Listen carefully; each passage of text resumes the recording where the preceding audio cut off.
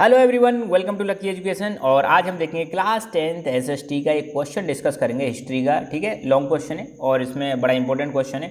Question आने की probability भी है और दो टॉपिक इसमें क्लियर हो जाएंगे हमारे।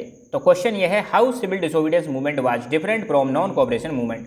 जो आपका सीडीएम था, सिविल डिसोबीडियंस मूवमेंट था, ठीक है, ये कैसे नॉन कोऑपरेशन मूवमेंट से डिफरेंट था। आपको एग्जांपल देके समझाना है। ठीक है, डिफरेंट कैसे था। तो दोनों ही मूवमेंट है, दोनों ही मूवमेंट में एक बात तो आप देख सकते हो, दोनों ही मूवमेंट में गांधी जी ने पार्टिसिपेट किया था। ठीक है, तो पहली बात तो डेफिनेटली दोनों मूवमेंट डिफरेंट थे, इसमें कोई दो राय नहीं है। ठीक है, तो पहली बात करें नॉन कोऑपरेशन मूवमेंट की। नॉन कोऑपरेशन मूवमेंट स्टार्ट हुआ था 1921 में। अब देखो, नॉन कोऑपरेशन से पहले आपको पता है क्या खिचड़ी पक रही थी। नॉन कोऑपरेशन से पहले आपको देखने को मिलेगा अंग्रेज एक एक्ट लेके आए थे, रॉलेट एक्ट लेके आए थे।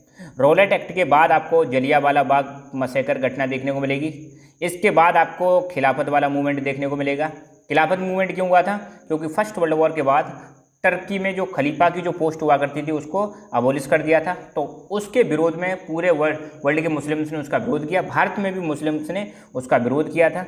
ठीक है, तो ये खिचड़ी पक रही थी 1921 से पहले। तो 1921 से पहले ध्यान रखना, रॉलेट एक्ट आ चुका था, उसके बाद जलियांवाला बाग मसाकर हो चुका था, इसके बाद आपका खिलाफत मूवमेंट चल रहा था। तो उसी समय पर गांधी जी ने लॉन्च किया नॉन कोऑपरेशन मूवमेंट 1921 में। मगर सीडीएम कब लॉन्च हुआ था? सिविल डिसोबीडियंस मूवमेंट लॉन्च हुआ था 1930 में। ये चीज़ आपको ध्यान रखनी है। तो पहला डिफरेंस तो ये है। दूसरा, नॉन कोऑपरेशन मूवमेंट जो था इसमें मिडिल क्लास का पार्टिसिपेशन देखने को मिलेगा, जबकि सिविल डिसोबीडियंस मूवमेंट में आपको पहली बार ऐसा देखने को मिलेगा कि इस बार इंडस्ट्रियलिस्ट जैसे जीडी बिरला, पुरुषोत्तम दास ठाकुर, इंडस्ट्रियलिस्ट ने भी भाग लिया था, मिडिल क्लास ने तो लिया ही लिया था। दूसरा डिफरेंस ये हो गया।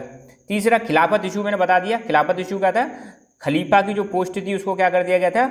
हटा दिया। खलीफा कौन होता है? मुस्लिम वर्ल्ड में, ठीक है, आपको देखने को मिलेगा जितने भी मुस्लिम्स हैं उनके ऊपर एक रिलीजियस हेड होता है, यूँ समझ लो, उसको हम क्या बोलते हैं? खलीफा बोलते हैं। तो फर्स्ट वर्ल्ड वॉर जो कि 1918 में फिनिश हो चुका था, तो फर्स्ट वर्ल्ड वॉर के बाद इंग्लैंड ने, ब्रिटेन ने खलीफा की पोस्ट को अबोलिश कर दिया था। तो उसके विरोध में भारत में भी एक मूवमेंट हो रहा था। भारत के जो मुस्लिम लोग थे वो भी सपोर्ट कर रहे थे, मतलब किसको, मतलब अपोज कर रहे थे अंग्रेजों की इस पॉलिसी का या अंग्रेजों के इस एक्शन का। तो उसी समय पर गांधी जी ने भी नॉन कोऑपरेशन मूवमेंट लॉन्च कर दिया था, जिसमें मुस्लिम्स को भी साथ में लिया और उनको भी सपोर्ट किया था कि यस, हम तुम्हारे साथ हैं। तो ध्यान रखना, खलीफा इशू की वजह से मुस्लिम कम्युनिटी ने नॉन कोऑपरेशन मूवमेंट में बहुत बड़े लेवल पर क्या किया था? पार्टिसिपेट किया था। मगर आपको देखने को मिलेगा कांग्रेस पार्टी और हिंदू महासभा के बीच में क्लोजनेस बढ़ जाती है। इनके बीच में क्लोजनेस बढ़ने की वजह से मुस्लिम्स ने पार्टिसिपेट नहीं किया था सिविल डिसोबीडियंस मूवमेंट में। तो ये बताना है आपको, मुस्लिम कम्युनिटी ने नॉन कोऑपरेशन में पार्टिसिपेट किया था, मगर कांग्रेस पार्टी और हिंदू महासभा के बीच में क्लोजनेस बढ़ने की वजह से इन्होंने सिविल डिसोबीडियंस मूवमेंट में पार्टिसिपेट नहीं किया। नॉन कोऑपरेशन मूवमेंट को गांधी जी ने 1922 में वापस ले लिया था, क्योंकि चोरा चोरी इंसिडेंट हो चुका था। ये चीज़ आपको पता होगी। मगर सिविल डिसोबीडियंस मूवमेंट जो था गांधी जी ने 1931 में लिया था।